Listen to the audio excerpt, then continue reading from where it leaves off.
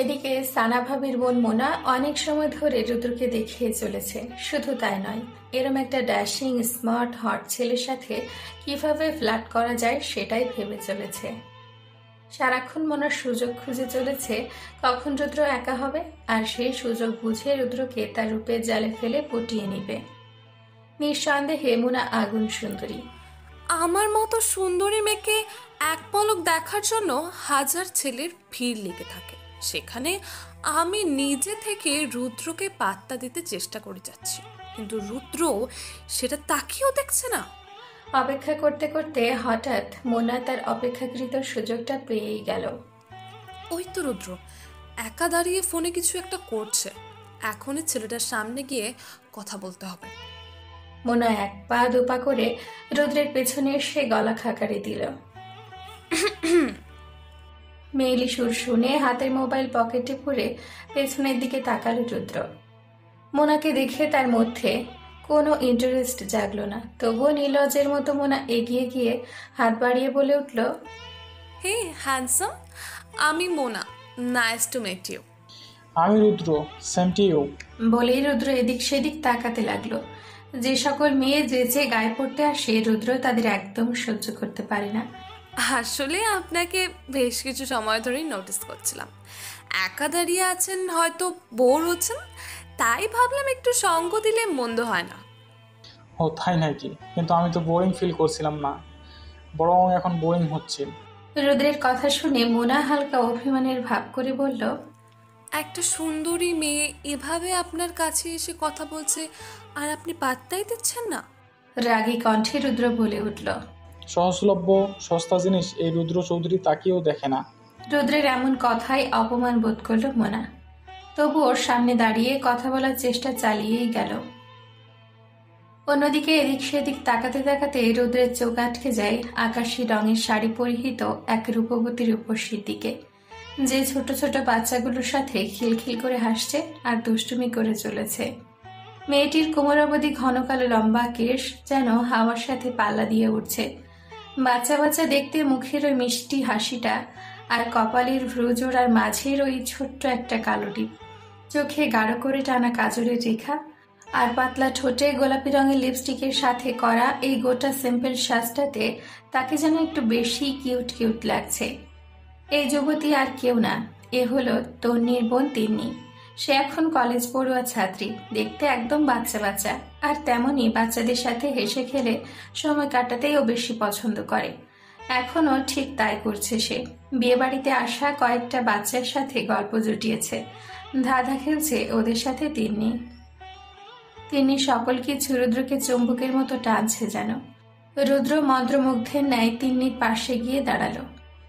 তিন্নির কথা বলার ধরন, কথার মাঝে হাসি, সবকিছু রুদ্রকে নিমিষেই পাগল করে দিল। রুদ্র হাঁটতে হাঁটতে কখন যে তিন্নির একেবারে কাছে চলে এসেছে টেরই পায়নি। এদিকে তিন্নিও বাচ্চাদের নিয়ে ব্যস্ত থাকায় আশেপাশে কাউকে খেয়াল করেনি। তিনি অতি সুমিষ্ট কণ্ঠে বাচ্চাদের উদ্দেশ্যে বলে উঠল, তোমরা কি মজার একটা জোকস শুনতে চাও? হ্যাঁ হ্যাঁ, আমরা মজার জোকস শুনতে চাই তিন্নি আপু। ওকে, শুরু করছি তাহলে। তিনি জোকস শুনে বাচ্চাগুলোর সাথে সাথে রুদ্র ফিক করে হেসে দেয়। হঠাৎ করে হাসির শব্দ শুনে তিনি ঘাড় ঘুরিয়ে পাশে রুদ্রকে দেখতে পায়। এ কি, আপনি কে? আর এখানে কি করছেন? আরে রিল্যাক্স, হাইপার ওভার কিছুই নেই। রুদ্র তার হাত বাড়িয়ে তিন্নিকে বলে উঠল, হেই মিসেস অপ্সরা, আমি রুদ্র, রুদ্র চৌধুরী। মিস্টার রুদ্র, আপনাকে কে বলেছে যে আমার নাম অপ্সরা? কেউ বলেনি, আমি নিজেই রেখেছি। আপনাকে কি আমি নাম রাখার দায়িত্ব দিয়েছি? সুন্দরী মেয়েদের রাখলে কিন্তু হ্যাপি লাগে, মিস বিউটি কুইন। আপনি কিন্তু সহ্যের সীমা ছাড়িয়ে যাচ্ছেন রুদ্র চৌধুরী। আপনি আমাকে বেসামাল করে সীমা ছাড়াতে বাধ্য করেছেন। এবার কিন্তু সত্যি সত্যি রেগে যাচ্ছি আমি। ও আচ্ছা, এতক্ষণ তাহলে মিথ্যে মিথ্যে রেগেছিলেন? হায় মাবুদ, এ কার পাল্লে ফেললে আমার? আচ্ছা সরি, আর বিরক্ত করবো না। তা তোমার নাম কি? নাম দিয়ে কাজ কি? অনেক কাজ আছে। বলেই দিল খোলা হেসে উঠল রুদ্র। ছেলেটির এমন গায়ে পড়ার স্বভাবে তিনি বেশ ভালোই বিরক্ত হলো। রাগে তার নাকের ডগা লাল হয়ে গেল। তা দেখে রুদ্র বলে উঠল, আচ্ছা, তোমার নাকের ডগা থেকে লাল রং নিয়ে লিপস্টিক কোম্পানি খুললে আমি রাতারাতি কোটিপতি হয়ে যাব, তাই না বলো? দেখি তো তোমার নাকটা। বলেই তিনি নাকের ডগা চেপে ধরল রুদ্র। রুদ্রের এমন আচরণে আহামক হয়ে বড় বড় চোখ করে রুদ্রের পানে তাকিয়ে রইল তিনি। আচ্ছা, ফ্যাসাদে তো পড়া গেল। এত হাইপার হচ্ছ কেন সোনা? রুদ্রের এমন হিয়ালিতে রাগের তেলে বেগুনে জ্বলে উঠল তিনি। দেখুন, আমার মাথায় আগুন ধরে যাচ্ছে। আপনার বকবকানি বন্ধ না করলে আমি যে আপনাকে কি করব তা আমি নিজেও জানি না। আমাকে খুন করে দাও, আমি তোমার হাতে খুন হতে চাই। আপনাকে খুন করে জেলে যাওয়ার কোনো শখ নেই আমার। তাহলে আমার কারাগারে বন্দী হয়ে যাও তুমি। রুদ্রের আর তিন্নির কথোপকথন দূর থেকে মোনা সব শুনতে পাচ্ছিল। তিন্নি আর রুদ্রের ঢং দেখে মোনার শরীরে আগুন চলে গেল যেন। মোনা মনে মনে নিজেকে নিজে চ্যালেঞ্জ করল, আমি যদি এই রুদ্র চৌধুরীকে না পটিয়েছি তবে আমার নাম মোনা নয়। এসব কিছুই দূর থেকে লক্ষ্য করছিল তুর্য, আর মনে মনে সে বেশ মজাই পাচ্ছিল। আর এদিকে মোনাকে রাখতে দেখে ওর আরো বেশি মনটা শান্তি শান্তি লাগছিল। কারণ এই মোনাই হলো একমাত্র কারণ, যে কারণের জন্য আজ এবারই ছাড়াও। মোনা মেয়েটা এমনিতেই ন্যাকা ন্যাকা স্বভাবের ভীষণ, ছেলেদের সাথে ওঠা বসা, এক কথায় চরিত্রহীন। নিজের স্বার্থ সিদ্ধির জন্য সে যে কোনো কিছু করতে পারে, দেখতে যথেষ্ট সুন্দরী, আর এটা নিয়েই তার অহংকারে যেন মাটিতে পাই পড়ে না। এমন একটা মেয়ে যে কি করে ভাবের বোন হতে পারে সেটাই মনে মনে ভাবে দুর্যোগ। ফ্ল্যাশব্যাক। আগামী 7 দিনের মধ্যে দাদুর সম্পত্তি ভাগ করে দেওয়ার কথা শুনে গোটা খানবাড়ির ছেলে আর বৌমা মিলে নিজেদের মধ্যে আলোচনার সভা বসিয়ে দেয়। এক্ষেত্রে একমাত্র ফয়জুল খানের নাত বউ আর যে স্ত্রী সানার বিন্দুমাত্র আগ্রহ ছিল না। বুড়োটা মনে হচ্ছে ওই ছোট লোক ভিখারিটাকেও সম্পত্তির একটা ভাগ দিবে। একটা বাইরের ছেলে এসে আমাদের সম্পত্তির ভাগ নিতে চলে যাবে, এ কি করে সম্ভব বাবা? সম্পত্তির ভাগের আগে এমন কিছু করতে হবে যাতে সম্পত্তি রেখেই ওই ছোকরা বাপ বাপ করে পালায়। জানো, আমার মাথায় না ঠিক কঠিন একটি বুদ্ধি এসেছে। দাদু ভাই বলেছে আমি আর বড় ভাইয়া ভাগ্যের যা সম্পত্তি পাবো ওই ছেলেটাও নাকি ততখানি পাবে। জাহানার আক্রোধে ফেটে পড়েন এই কথা শুনে। মগের মল্লুক নাকি সম্পত্তি দিতে দিলে তবেই না পাবে? শোন সূর্য, বহুত সহ্য করছি, আর এক মুহূর্তও না। যেইভাবেই হোক একে বাড়ি ছাড়া করাতেই হবে। এত নির্লজ্জ জীবনেও দেখিনি রে বাবা। কত মারলাম, অপমান অপদস্থ করলাম, না খাইয়ে রাখলাম, তবুও হারামজাদাটাকে বাড়ি থেকে বের করা যাচ্ছে না। দাদু আর হারুন চাচা আশকারা পেয়েই তো আমাদের মাথায় কাঁঠাল ভেঙে খাচ্ছে ছেলেটা। যেহেতু সম্পত্তি ভাগের আর 7 দিন রয়েছে, এই 6 দিনের মধ্যেই এমন কিছু করতে হবে যাতে ওই বুড়োটাই ওকে লাথি দিয়ে বাড়ি থেকে বের করে। তুমি ঠিক কি করতে চাইছো বলো তো? সময় এলেই জানতে পারবে। সবাই শুধু মোক্ষম সুযোগের জন্য অপেক্ষা করো। মা, আমার তো আগেই চুন থেকে পান খসলেই ওকে অত্যাচার গালিগালাজ করেছি, সেসব কিন্তু কিছুই হয়নি। উল্টো দাদু আমাদেরকে বকাঝকা করেছে। এবারের প্ল্যানে কিন্তু কোনো ফাঁক ফোকর রাখা যাবে না, আগেই বলে দিলাম। বাবা কিন্তু শক্ত হয়ে ওই ছেলের পেছনে লেগে আছে, আর বলেও দিয়েছে এবার তিনি বাড়িতে আর কোনো ঝামেলা চান না। দেখো, দাবার চাল যেন আবার উল্টে না যায়। ঠান্ডা মাথায় সব প্ল্যান করতে হবে, সানা যাতে কিছুই না বুঝতে পারে। ওর তো আবার ছেলেটার জন্য দরদ চুইয়ে চুইয়ে পড়ে। ধীরে ধীরে সময় যত এগোচ্ছে বাড়ির পরিবেশ ততটাই শান্ত। তুর্যকে কেউ আর গালিগালাজ মারধর কিছুই করছে না। ছেলেটাও ভালো ভালো খেতে পারছে, ভালোভাবে পড়াশোনা করতে পারছে।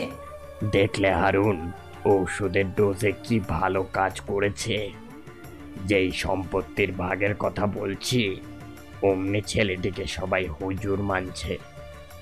বলেই হাহা করে হেসে উঠলেন ফয়জুল খান। মালিক, যদি কিছু মনে না করেন তবে একটা কথা বলতে চাই। আমার কাছে কেন জানি মনে হচ্ছে সামনে ভয়ঙ্কর কিছু ঘটতে চলেছে। সব সময় খারাপটাই দেখে এসেছো তো হারুন, সেজন্য তোমার মন এরকম ভাবছে। তাই যেন হয় মালিক, ছেলেটা অনেক কষ্ট পেয়েছে, এবার যেন একটু শান্তি বিছানাটা তাকে দেয়। গভীর রাত, সকলেই ঘুমিয়ে গিয়েছে। ঘুম নেই শুধু ফয়জুল খানের চোখে। হারুনের কথাগুলো তাকে খুব ভাবাচ্ছে। শুধু ওষুধের সাইড এফেক্ট থাকে না, কিছু ওষুধ আছে যার এফেক্ট তো ধীরে ধীরে পড়ে, কিন্তু ক্ষতি হয় বিশাল আকার। সামনে কোনো ঝড় এলে সামাল দিতে পারবেন তো তিনি? আর কতদিন তিনি এভাবে আগলে রাখতে পারবেন ছেলেটিকে? এদিকে বয়স বেড়ে যাচ্ছে, আজকাল শরীরটাও ভালো যাচ্ছে না। তার অবর্তমানে যদি ছেলেটির কেউ কোনো ক্ষতি করে দেয়?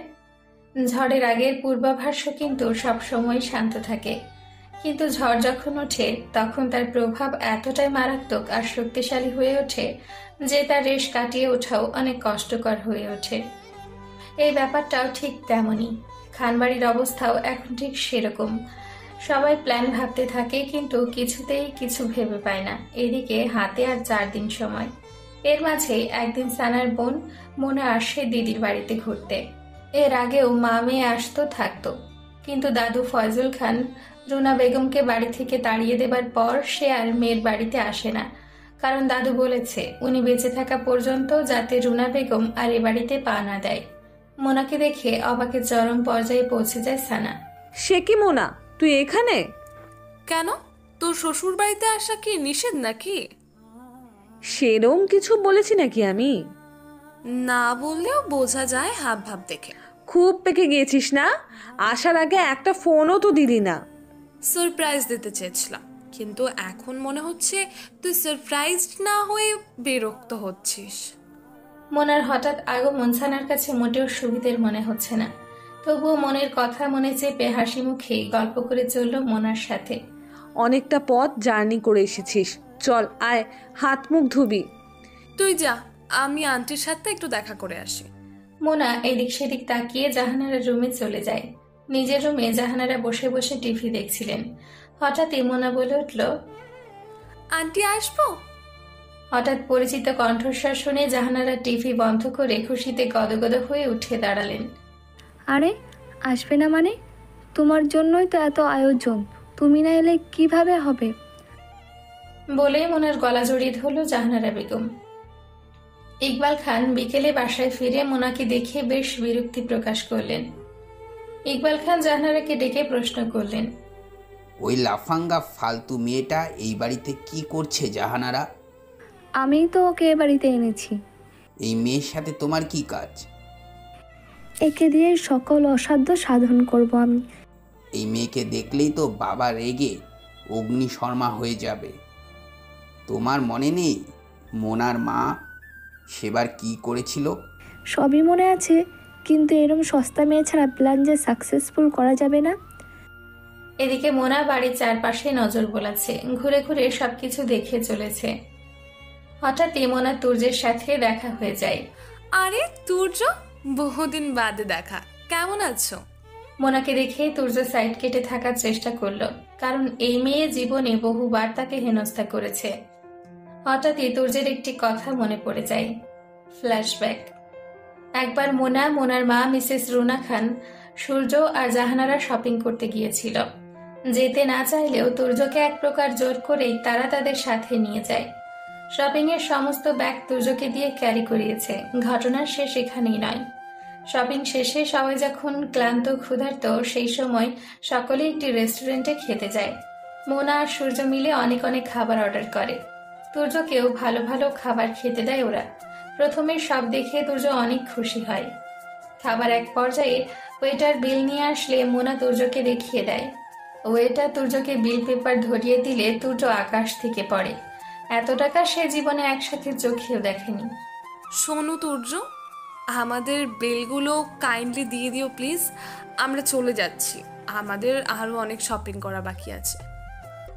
মা, মোনা আপু আমাকে বিল দিতে বলেছে, এত টাকা আমি কোথায় পাবো? তুই বিল কোথায় পাবি সেটা কি আমি জানি? যেমন খাবার গিলেছিস তেমন বিল দিয়ে চলে আয়। সবাই হো হো করে হাসতে হাসতে অসহায় তুর্যকে ফিরে চলে আসে। নিরুপায় তুর্য কেঁদে দেবার উপক্রম। হঠাৎই সেখানে তনি উপস্থিত হয়ে তুর্যকে সেদিন বাঁচিয়ে দিয়েছিল আর বলেছিল, এই মেয়েটার থেকে সবসময় দূরত্ব বজায় রেখে চলবে। এদের মিষ্টি কথায় আর ভিজবে না তুমি তুর্য। কি হলো তুর্য, কোথায় হারালে? মোনার কথায় তুর্যের হুঁশ ফিরে। মোনা যে কত নোংরা আর খারাপ মনের অধিকারী এটা তুর্য খুব ভালো করেই বুঝে ফেলেছে। সেজন্য সে বহু আগে থেকেই মোনাকে এই বাড়িতে দেখলে দূরে দূরে থাকার চেষ্টা করে। মোনাকে সাইড কাটিয়ে চলে যেতে নেয় তুর্য। অমনি মোনা তুর্যের হাত খপ করে ধরে ফেলে। হাত ছাড়ো। কোন সাহসে আমার হাত ধরেছো তুমি মোনা? আরে আরে, কোথায় পালাচ্ছ? চলো দুজনে মিলে একটু গল্প করি। সরি, আমার কাজ আছে, আমি তোমার সাথে কোনো গল্প করতে পারবো না বলেই তড়িঘড়ি করে আমি সিঁড়ি বেয়ে নিচে নেমে যাই। এদিকে মোনা মিটমিটিয়ে হেসে ওঠে। আমার থেকে পালানো কি এতই সহজ তুর্য সোনা? সময় মতো ঠিক চালে তুলে ফেলবো। তুর্য বাইরে এসে বাড়ির সামনের বাগানে বেঞ্চিতে বসে বসে মোনার কিছু নোংরা কাজের স্মৃতিচারণ করছে। তুর্যদের কলেজের সবচেয়ে উচ্ছৃঙ্খল খারাপ ছেলেটির নাম ছিল ঈশান। তুর্য একদিন খুব সকাল সকাল কলেজ চলে গিয়েছিল। কলেজের পরিত্যক্ত একটি রুম থেকে হঠাৎই তুর্য নিষিদ্ধ কিছু আওয়াজ শুনতে পায়। সেই আওয়াজ অনুসরণ করে এগোতেই দেখতে পায় মোনা আর ঈশান দুজনেই খারাপ কাজে লিপ্ত হয়েছে। হঠাৎই ঈশান তুর্যকে দেখে ফেলে। আরে তুই এখানে কি করছিস? যা ভাগ। আসমানে এসে দিল পুরো মুডটা নষ্ট করে। তুমিও কি এক রাউন্ড চাও নাকি তুর্য? মোনার এসব কথা শুনে তুর্যের মাথা ঘুরে উঠল। তুর্য শুধু বলে উঠল, আমি ভেবেছিলাম মন নোংরা হলেও হয়তো তোমার চরিত্র ভালো ছিল, কিন্তু এখন দেখছি চরিত্র আরো বেশি খারাপ। তুর্যের কথা ঈশান হো হো করে হেসে প্যান্টে চেন লাগিয়ে একটা সিগারেট ধরালো। এরপর বলে উঠল, এই কলেজে এমন কোনো হাই সোসাইটির ছেলে নেই যে একে চোখ দেখায়নি। চাইলে তুইও ট্রাই করতে পারিস। ইকবাল খানের মেজো ছেলে বলে কথা। মোনা তার কাপড় ঠিক করতে করতে বলে উঠল, কাকে তুমি হাই সোসাইটির ছেলে বলছো ঈশান? এ তো একটা আস্ত ভিখারি। সানা ভাবির মতো পবিত্র একজন মানুষের এরকম নিকৃষ্ট একজন বোন কিভাবে হতে পারে? হঠাৎই মোনা তুর্যের কাছে চলে আসে আর তুর্যের থুতনি চেপে ধরে বলে ওঠে, আজকের ঘটনা কারোর কানে গেলে তোকে ফাঁসাতে আমার 1 সেকেন্ডও সময় লাগবে না। মোনার কথায় তুর্য ভয় পেয়ে সাথে সাথে ওই রুম থেকে বেরিয়ে আসে। তুর্য বহুবার সানার কাছে এই ঘটনা খুলে বলতে চেয়েছে, কিন্তু কখনো সাহসে কুলোয়নি। মোনা বাড়িতে রয়েছে তাই তুর্য মোনার থেকে নিজেকে দূরে রাখতে ছাদের রেলিংয়ে হাত দিয়ে দাঁড়িয়ে আছে আর তন্নির কথা ভাবছে। মেয়েটা তাকে পাগলের মতো ভালোবাসে। আজকে তন্নি তুর্যকে দেখা করার জন্য ডেকেছিল। আশেপাশে সবার বিয়ে হয়ে যাচ্ছে, আমাদের কবে হবে তুর্য? এই মেয়ে, তোমার বিয়ের বয়স হয়েছে? এখনো তো নাক টিপলে দুধ বের হয়। আমি মোটেও বাচ্চা নই। তোমার মতো 2-4টে তুর্য আমি একাই হ্যান্ডেল করতে পারবো। বাপরে, তাই নাকি? বিশ্বাস না হলে বিয়ে করে দেখো। তন্নি মেয়েটার বেশি কিছু চাওয়া পাওয়া নেই, মেয়েটি অল্পতে সন্তুষ্ট। কিন্তু এ বাড়ির যেই অবস্থা, তন্নিকে বিয়ে করে কোথায় রাখবো আমি তাকে? মা কি মেয়েটাকে শান্তিমতো থাকতে দেবে? হঠাৎই পেছন থেকে কারো জড়িয়ে ধরার স্পর্শে তন্নির ভাবনা থেকে বেরিয়ে আসে তুর্য। পেছনে ঘাড় ঘুরিয়ে মোনাকে দেখে রাগে হিতাহিত জ্ঞান হারিয়ে ফেলে তুর্য। তোমার মতো নোংরা মেয়ের সাহস কি করে হয় আমার শরীরে স্পর্শ করার? আমার শরীরের একটু উষ্ণতা নেবার জন্য সকল ছেলে অধীর আগ্রহে অপেক্ষা করে, আর আমি তোমাকে নিজে থেকে উষ্ণতা দিচ্ছি। ভালো লাগছে না?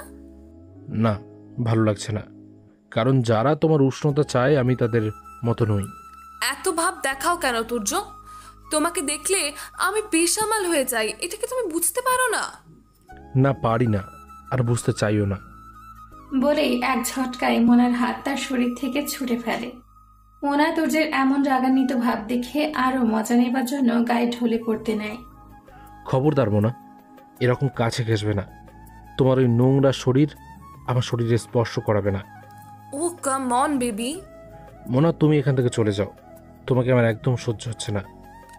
তোমাকে দেখলেই আমার শরীরে কেমন যেন একটা ফিল হয়, মন চায় তোমাকে নিয়ে সুখের সাগরে হারিয়ে যেতে।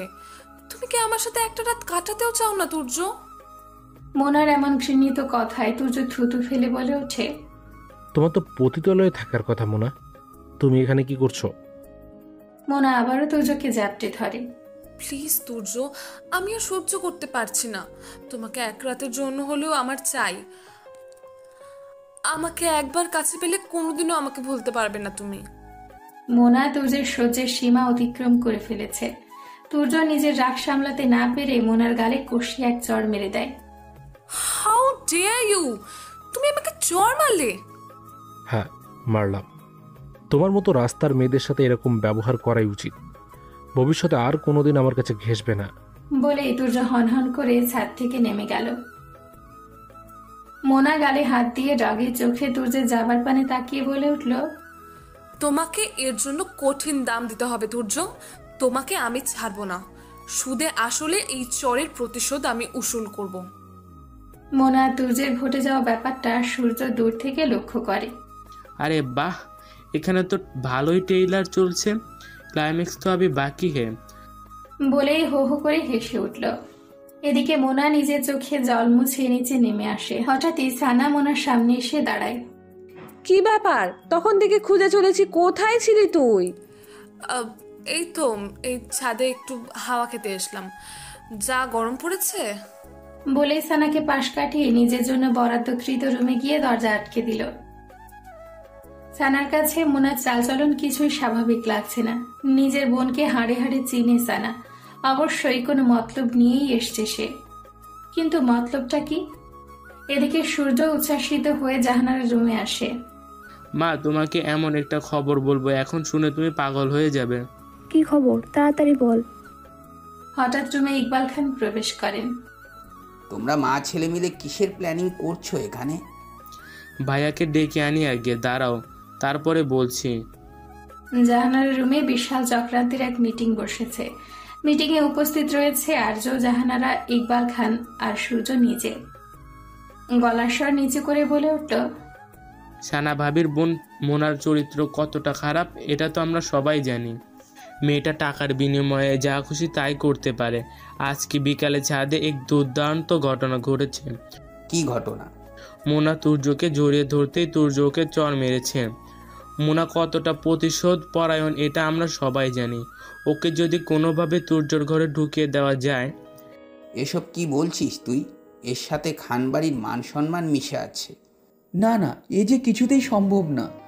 সানার একটা মান সম্মান আছে যে বাড়িতে, আর মোনা আমার নিজের শালি। আমার মাথায় এক দারুণ বুদ্ধি এসেছে।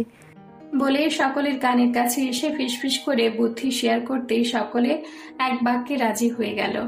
এদিকে বাড়ির পরিবেশ একদম শান্ত। সানা মনে মনে ভাবছে, বাড়ির প্রত্যেকটা মানুষ এত ভালো কি করে হতে পারে?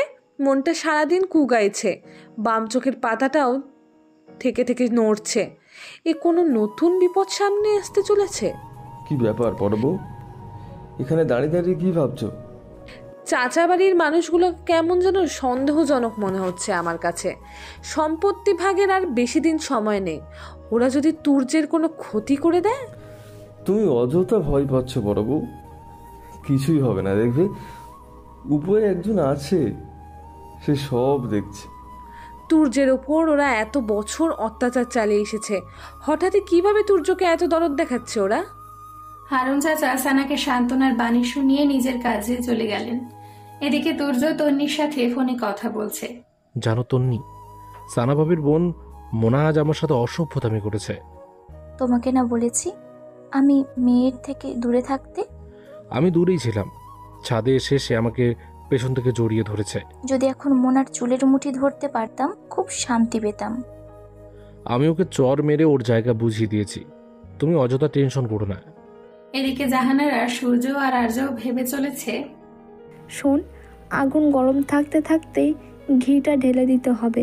কোনোভাবেই এই চাল মিস করা যাবে না মা। মা চলো এখনই মোনার রুমে যাই। মোনা নিজের রুমে পায়চারি করছে আর এক মনে ভেবে চলেছে, তোমাকে আমি ছাড়বো না তুর্য। তুমি সাপের লেজে পা দিয়েছ, ছোবল তো তোমাকে খেতেই হবে। হঠাৎই মোনার রুমের দরজায় ঠক ঠক আওয়াজ শুনতে পাই।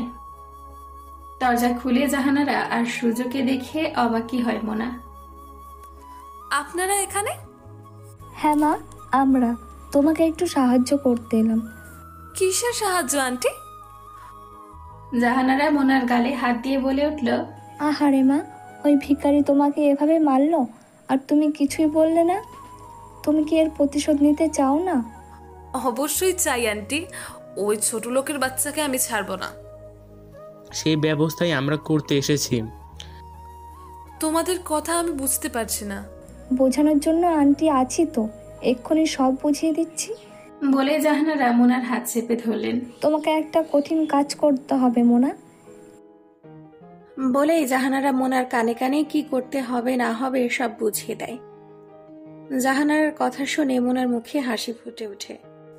আন্টি, আপনি খুব সুন্দর একটা বুদ্ধি এঁটেছেন। আমি অবশ্যই আপনার কথা মতো কাজটা করব। আজ শুক্রবার, দুপুরের খাবারের পর সকলেই যার যার রুমে শুয়ে আছেন। বৃদ্ধ ফয়জুল খানের শরীরটা আজ ভালো নেই, সে ঘুমিয়ে আছে। তুর্য তার নিজের রুমে আছে। জাহানারা, ইকবাল খান, আর্য, সূর্য যার যার রুমে অপেক্ষা করছে কখন বোমাটা ব্লাস্ট হবে সেই আশায়। তুর্য তার রুমে শুয়ে ফোনের স্ক্রিনে তন্নির মিষ্টি হাসি দেওয়া একটা ছবি জুম করে করে দেখছে। এই মেয়ে, তুমি যে আমার রাতের ঘুম হারাম করেছো তা কি তুমি জানো? তোমাকে নিয়ে আমার সকল ধ্যান ধারণা। আমি তোকে অনেক ভালোবাসি তন্নি। হঠাৎই তুর্যের ফোনে একটা অপরিচিত নাম্বার থেকে কল আসে।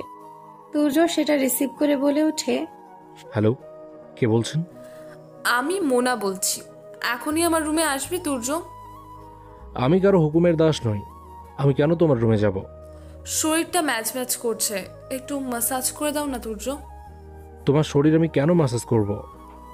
তুমি ভালোই ভালোই না আসলে তোমার প্রাণের দাদু আমার রুমের পাশেই গভীর ঘুমে আচ্ছন্ন হয়ে আছে। বালিশ চাপা দিয়ে দেবো নাকি? ফয়জুল খানের কথা মনে পড়তেই ভয় পেয়ে যায় তুর্য। তুর্য আকুতি মিনতি করে বলে ওঠে, না মোনা, প্লিজ তুমি দাদা ভাইয়ের কোনো ক্ষতি করবে না। আমি তোমার কথা মতো সব করব। সোজা আঙুলে ঘি না উঠলে আঙুল কিভাবে বাঁকা করতে হয় তা আমার ভালোই জানা আছে। বলেই শয়তানি হাসি দিল মোনা। একটু পরেই মোনার ঘরের দরজায় নক করল তুর্য। দূর থেকে তুর্যকে দেখে চিন্তায় পড়ে গেল সানা। এই অসময়ে মোনার ঘরে তুর্যের কি কাজ? আর তুর্য তো মোনাকে দেখতেও পারে না, তাহলে মোনার রুমে বা কেন যাচ্ছে? আরজের ডাকে সানা তার মনের সকল ধারণা ফেলে নিজের রুমে চলে গেল। মোনা দরজা খুলতে খুলতে তুর্যকে বলে উঠল, এসেছো তাহলে তুর্য? আমার দাদা ভাইকে কিছু করে দাওনি তো তুমি? আরে বাবা না, কিছুই করিনি। আর তাছাড়া ওই বুড়োকে দিয়ে আমার কোনো কাজ নেই। বলে নিজের গায়ের জামা ধীরে ধীরে খুলতে লাগলো। এ কি করছো মোনা? কাপড় কেন খুলছো? আরে রিল্যাক্স, কিছুই করব না তোমাকে। কাপড়ের উপর দিয়ে কি এত ভালোভাবে মেসেজ নেওয়া যায় নাকি? বলেই উপর হয়ে শুয়ে বলে উঠল, তোমার পেছনে টেবিলের ওপর খাতায় এক এক করে সব লেখা আছে। ওখানে যা যা লেখা আছে একদম তাই তাই করবে, না হলে আমি সবাইকে চিল্লায় ডাকবো এই রুমে আর বলবো তুমি আমার সব কাপড় খুলেছ, আমার সাথে জোর করে অসভ্যতামি করার চেষ্টা করেছো। তখন সবাই তোমার কি হাল করবে বুঝতে পারছো তো? প্লিজ এরকম কিছুই করো না, আমি তোমার সকল শর্ত মানতে রাজি। তাহলে শুরু করো। তুর্য নিজের ইচ্ছের বিরুদ্ধে মোনার শরীর টিপতে শুরু করে আর বারবার পেছনের টেবিলের খাতা দেখে আসে। হঠাৎ তুর্য খাতায় এমন কিছু দেখতে পায় যা দেখে তার মাথা ঘুরে ওঠে। মোনা, আমি এই কাজ করতে পারবো না। তাহলে আমি চিল্লায় বাড়ির লোক জড়ো করি, কি বলো? আর তোমার প্রেমিকা যখন জানবে তুমি একটা মেয়ের ঘরে ঢুকে তার সাথে অসভ্যতামি করছো, তখন সে কি আর তোমাকে ভালোবাসা দেবে তুর্য সোনা? তন্নির কথা ভাবতেই তুর্যের বুকে ধক করে উঠল। তন্নি তুর্যকে মেয়েলি ব্যাপারে খারাপ জানবে, এটা তুর্য কোনো দিনও সহ্য করতে পারবে না। আজ পর্যন্ত তুর্য কোনো মেয়ের দিকে খারাপ নজরে তাকায়নি। তুর্য সকল ভাবনা ফেলে মনে মনে বলে ওঠে, ইয়া আল্লাহ, এই পাপ থেকে, এই বিপদ থেকে তুমি আমাকে উদ্ধার করো। মাসাজ ক্রিম দিয়ে তুর্য খুব ভালোভাবে মোনার শরীর মাসাজ করছে। তুর্যের হাতের উষ্ণতায় মোনার খুব আরাম লাগছে। মোনা চোখ বন্ধ করে তুর্যের মাসাজ উপভোগ করছে আর মনে মনে ভাবছে, সামান্য জড়িয়ে ধরার জন্য তুই আমার গালে চড় মেলেছিলি না? এই চড়ের হিসেব সুদে আসলে ফেরত দেব আমি তোকে।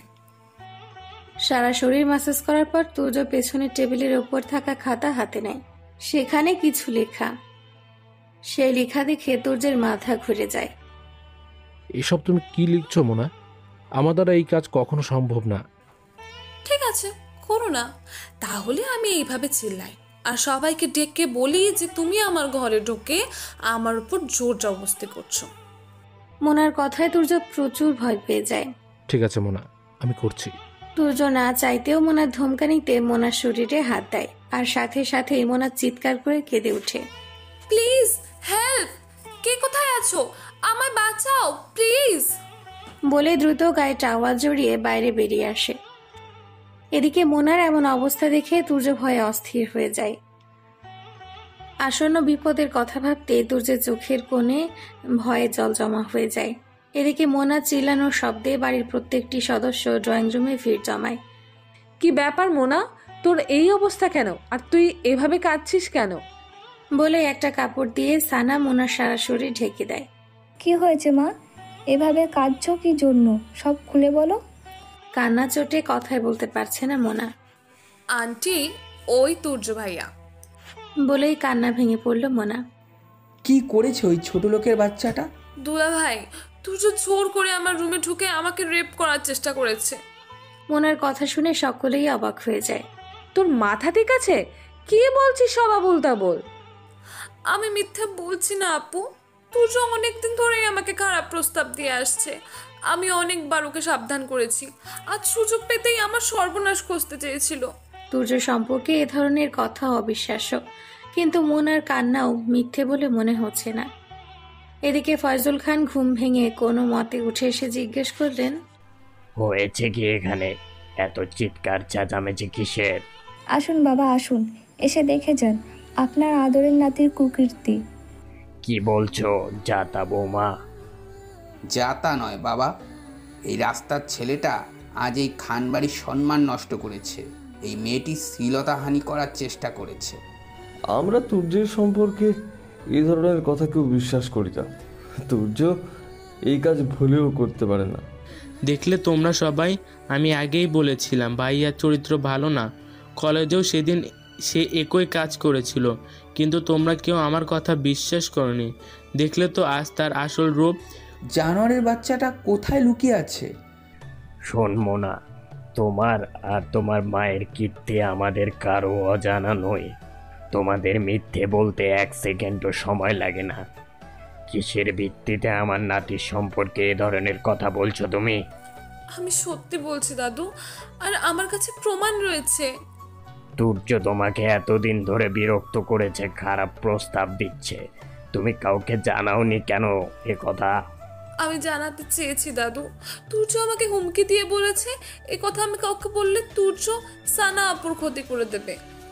হঠাৎই ড্রয়িং রুমে তুর্য এসে উপস্থিত হয়। মোনার কথায় প্রতিবাদ করে বলে ওঠে, এই মেয়ে সবকিছু বানিয়ে বানিয়ে বলছে, সব মিথ্যে, আমি কিচ্ছু করিনি। তুই কিচ্ছু না করলে একটি মেয়ে এমনি এমনি তোর নামে নোংরা নালিশ কি জন্য দেবে? বিশ্বাস করো মা, মোনা আপু অনেকদিন ধরেই আমাকে নানা কুপ্রস্তাব দিয়ে আসছে। আজও দাদুকে খুন করে দেবে বলে আমাকে ব্ল্যাকমেল করেছে। চুপ করে থাকবি একদম বেয়াদব ছেলে। একটা মেয়ে তোকে ব্ল্যাকমেল করে আর তুই তামাশা দেখিস? দুধের বাচ্চা তুই। যদি সব কিছুর প্রমাণ পাই না, একদম হাজতে ঢুকিয়ে দিব সালা। খানবাড়ির ড্রয়িং রুমে চিল্লাচিল্লির শব্দে আশেপাশের মানুষসহ তন্নির পুরো পরিবার এসে হাজির হয়।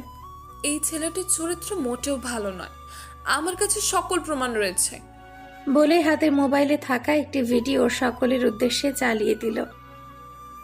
ভিডিওটিতে দেখা যাচ্ছে তুর্য মোনার রুমে ঢুকে মোনার বুকে হাত দিচ্ছে। তন্নি দৌড়ে এসে মোনার হাত থেকে ফোন কেড়ে নিয়ে ভিডিওটি দেখতে থাকলো। বিশ্বাস করো তন্নি, আমি কিচ্ছু করিনি, এখানে আমার কোনো দোষ নেই। দেখলি তো মা, আগেই বলেছিলাম ওর সাথে মিশিস না, শুনিস নি আমার কথা। এবার হাতে নাতে প্রমাণ ফেলি তো। আমি এসব বিশ্বাস করি না, এসব চক্রান্ত, সব সাজানো। বলেই কাঁদতে কাঁদতে জ্ঞান হারালো তন্নি। তন্নির বেগতিক অবস্থা দেখে তুর্য কেঁদে উঠল। তোমরা আমার কথা বিশ্বাস করো, আমাকে কঠিনভাবে ফাঁসানো হয়েছে, আমি কিচ্ছু করিনি। কাঁদতে কাঁদতে তুর্য মাটিতে হাঁটু গেড়ে বসে কাঁদতে থাকলো। আজকের এই দিন দেখার জন্যই কি তোমাকে ছোট ভাইয়ের স্থান দিয়েছিলাম তুর্য? এইভাবে বিশ্বাসঘাতকতা করে আমাদের আস্থা ভাঙলে, এই প্রতিদান দিলে তুমি আমাকে। ভাবি, সারা দুনিয়ার মানুষ ভুল বুঝলেও তুমি তো আমাকে ভুল বুঝো না, আমি সহ্য করতে পারবো না। জাতপাতের ঠিক না থাকলে এমন চরিত্রহীন হওয়া অস্বাভাবিক কিছুই নয়। আজ এই মুহূর্তেই এই বাড়ি থেকে চলে যাবি। আমরা তোর চেহারাও দেখতে চাই না আর। তোকে আমি একদম ছোট বয়সে রাস্তা থেকে কুড়িয়ে এনেছিলাম। বাড়ির প্রত্যেকটি সদস্যের কথা গ্রাহ্য না করে তোকে কোলে পিঠে করে মানুষ করেছিলাম। এই বাড়ির মেজ ছেলের সম্মান তোকে দিয়েছিলাম আমি। এখনো বুঝতে দেইনি তোকে যে আমরা তোর কেউ নই, কিন্তু তুই ঠিক তা প্রমাণ করেই ছাড়লি। আসলে সত্যি কথা কি জানিস, পর পরই হয়, পর কখনো আপন হয় না। দাদু, তুমি ভুল বোঝো না, আমাকে আমাকে মিথ্যেভাবে ফাঁসানো হয়েছে। তুই এই বাড়ি থেকে দূর হয়ে যা। তোর মতো কুলাঙ্গারকে আমি আমার চোখের সামনে দেখতে চাই না।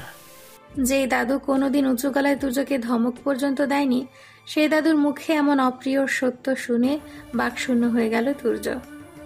তার মানে বাড়ির সকলে এতদিন যা যা বলে এসেছে সব সত্যি। আমি এবারে কেউ নই, আমি এই বাড়িতে পালিত সন্তান। তোমারে ছোট থেকে এত বড় করলাম দাদা ভাই, আজকের দিন দেখার জন্য আমাদের বড় মুখে এভাবে চুনকালি মাখিয়ে দিলে তুমি। তোমরা কেউ কেন আমার কথা বিশ্বাস করছো না? নিজ চোখে এত কিছু দেখার পরও তোমাকে কি বিশ্বাস করব বাবা? মাঝখান থেকে আমার মেয়েটার জীবন নষ্ট করে। আন্টি, আপনিও আমাকে দুশ্চরিত্র ভাবলেন? হঠাৎই আর্য পেছন থেকে তুর্যকে ঘুষি মারল। তুর্য মুখ থুবড়ে ড্রয়িং রুমের মেঝেতে পড়ে গেল। শালা ছোট লোক, আমার শালির সাথে নোংরামি বলে ইচ্ছে মতো মারতে লাগলো। ইচ্ছে মতো মেরে শরীরে চুনকালি মাখিয়ে বাড়ির বাইরে বের করে দে এই জানোয়ারের বাচ্চাটাকে। সানা আঁচলে মুখ লুকিয়ে কেঁদেই চলেছে। নিজের সন্তান তুল্য তুর্যের এমন কাজ আর মারধর কোনোটাই সে সহ্য করতে পারছে না। আর্য তুর্যকে মারতে মারতে একটা হাত ভেঙে ফেলল। ভাই, আর বেরো না, আমি কিছু করিনি ভাই। আমার মায়ের দিব্যি, আমাকে ছেড়ে দাও। হঠাৎই ইকবাল খান নিজের পায়ে স্যান্ডেল খুলে বেধড়ক পেটাতে পেটাতে বলে উঠলেন, যেখানে মায়ের ঠিক নেই সেখানে মায়ের নামে দিব্যি দেওয়া হচ্ছে। এইবারই সম্মান নিয়ে ছিনিমিনি খেলার স্বাদ তোকে আজ হাড়ে হাড়ে টের পাইয়ে দেব। হঠাৎই ফয়জুল খান সকলের উদ্দেশ্যে হুঙ্কার ছেড়ে উঠলেন, আমি এই ছেলেটিকে এ বাড়িতে এনেছিলাম, সেজন্য আমি তোমাদের সকলের কাছে ক্ষমা ভিক্ষা চাইছি। আজ আমি এই ছেলেটিকেই বলেছি, দূর হয়ে যায় বাড়ি থেকে। তোর ছায়াও এই বাড়ির ত্রিসীমানায় দেখতে চাই না। এত বড় অপবাদ দিও না দাদু ভাই, আমাকে বিশ্বাস করো তোমরা। নিজের চোখে সকল প্রমাণ দেখার পর আর কোনো বিশ্বাস অবিশ্বাস থাকে না তুর্য। তুর্যের আর্তনাদ ভরা কান্নায় আকাশ বাতাস ভারী হয়ে উঠল। আর্য আর সূর্য মিলে টেনে হিঁচড়ে বাইরে নিয়ে এলো তুর্যকে। কোনোদিন আমরা তোর চেহারাও দেখতে চাই না। আমরা আজ থেকে জানবো তুই মৃত। সকলের এমন কথায় কষ্টে বুকের ছাতি ভেঙে এলো তুর্যের। একদিন ঠিক তোমরা তোমাদের ভুল বুঝতে পারবে। সেদিন আমাকে অনেক খুঁজবে, কিন্তু কোথাও পাবে না। চোখে জল মুছে তুর্য কোনো মতে খুঁড়িয়ে খুঁড়িয়ে চলে গেল অজানা গন্তব্যে। খানবাড়ি আজ শান্ত, স্তব্ধ, নীরব। কোথাও কোনো শব্দ নেই। ইকবাল খান, জাহানারা, সূর্য আর মোনা হেসে চলেছে শুধু। যাক বাবা, অবশেষে আপদ বিদেয় হলো। কাজটা কি সত্যি ঠিক হলো? ঠিক ভুল বুঝি না, একটা রাস্তার ছেলে এখানে থাকতো এটা ভেবেই কেমন যেন দম বন্ধ লাগছে। কলেজে বহু জ্বালিয়েছে আমাকে, আর জ্বালাতে পারবে না। আজকে থেকে আমি মুক্ত। এই কাজ আমার জন্যই সম্ভব হয়েছে।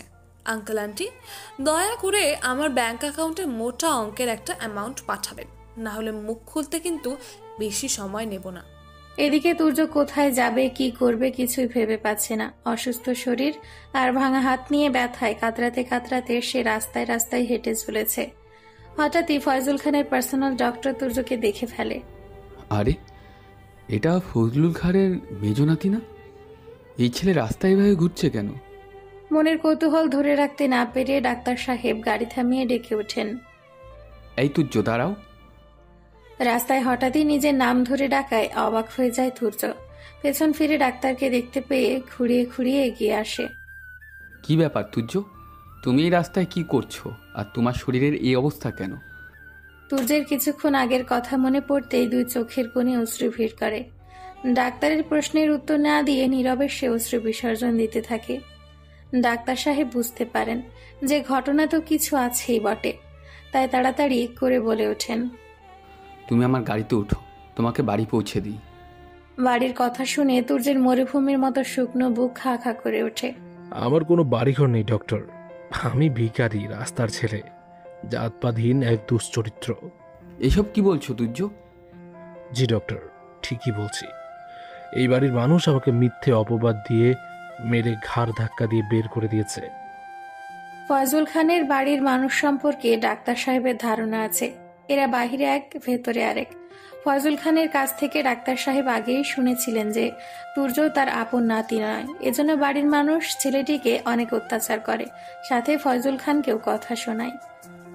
মনের ভাবনা ফেলে ডাক্তার গাড়ি থেকে নেমে তুর্যের কাছে আসলেন। তোমাকে আমি ছোটবেলা থেকেই চিনি তুর্য, আমি জানি না ওখানে কি হয়েছে আর জানতেও চাই না। তুমি দ্রুত আমার সাথে চলো, তোমার শরীর থেকে রক্ত বের হচ্ছে, তোমার চিকিৎসার প্রয়োজন। তুর্য আর কথা না বাড়িয়ে ডাক্তারের গাড়িতে উঠে বসে। ডাক্তার সাহেব দ্রুত গাড়ি ড্রাইভ করে হসপিটালের উদ্দেশ্যে রওনা দেয়। এদিকে সানা আর ফয়জুল খান কিছুতেই শান্তি পাচ্ছেন না। তুর্যের চোখ মুখ দেখে আর আকুতি মিনতি শুনে তাকে পুরোপুরি নির্দোষ মনে হয়েছে।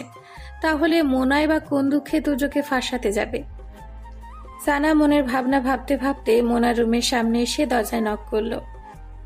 দরজা খুলে মোনা অবাকের স্বরে জিজ্ঞেস করলো, আপু তুই এখানে? আমি তুর্যের অসভ্যতামির ভিডিওটা আরেকবার দেখতে চাই। দেখে নে, ইচ্ছে মতো মন ভরে দেখে নে, যত দেখবি ততই শুধু ঘৃণাই হবে।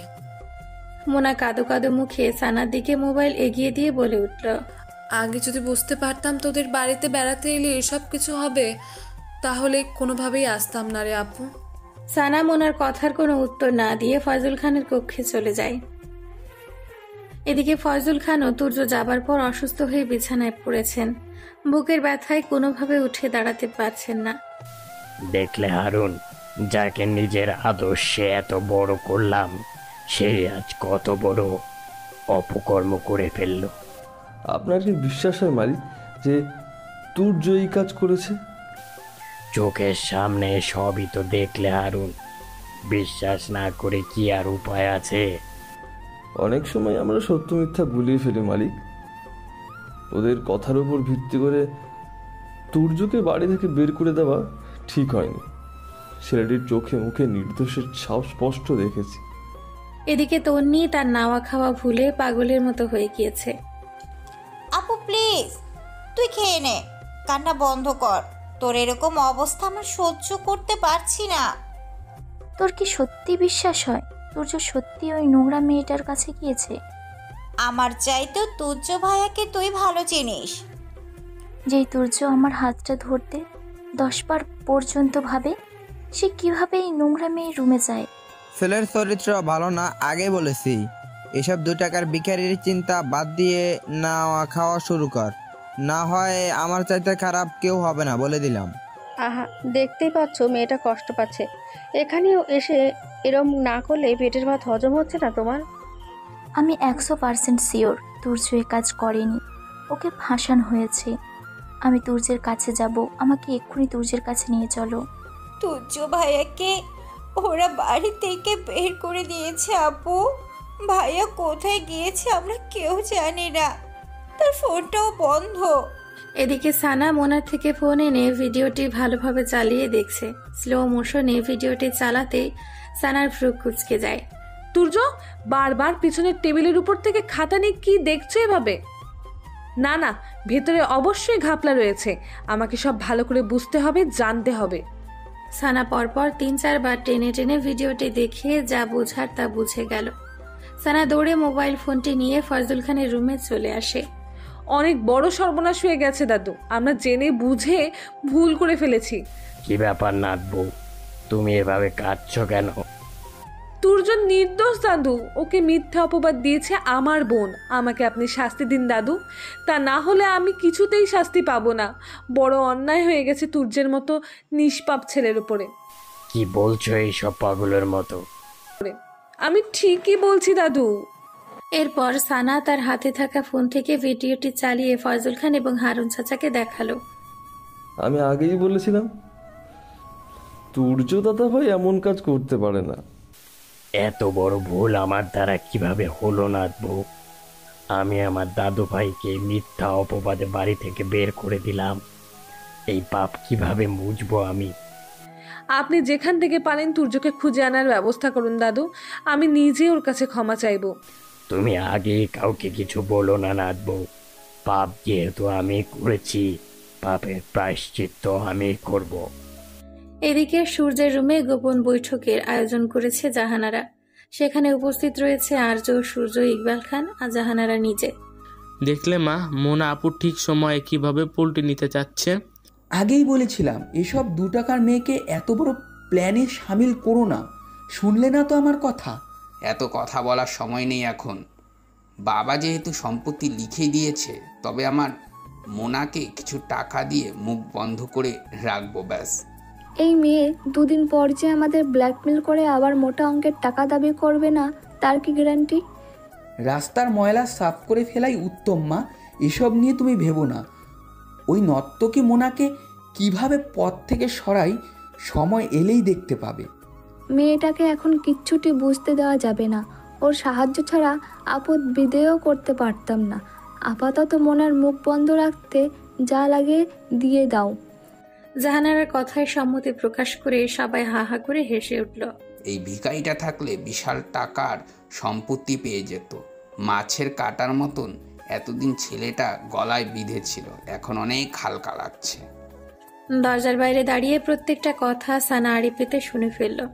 এদের সকলের মতিগতি সানার কাছে সন্দেহজনক ঠেকছিল। আজ সব পরিষ্কার হয়ে গেল তার কাছে। সম্পত্তির জন্যই তাহলে তুর্যকে এভাবে সরানো হলো? ছি, এরা তো এত নিকৃষ্ট। সহজ সরল ছেলেটাকে এভাবে ফাঁসালো।